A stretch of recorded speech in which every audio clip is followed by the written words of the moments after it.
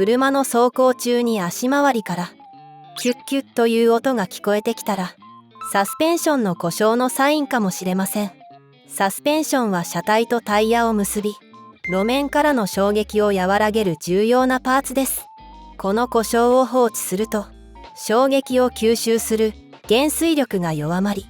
車体が不安定になったり、不快な振動がダイレクトに伝わるようになります。最悪の場合、乗り心地だけでなく、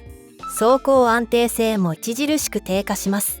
修理や交換にかかる費用の目安は、およそ10万円から20万円程度です。安全で快適なドライブのために、早めの点検をおすすめします。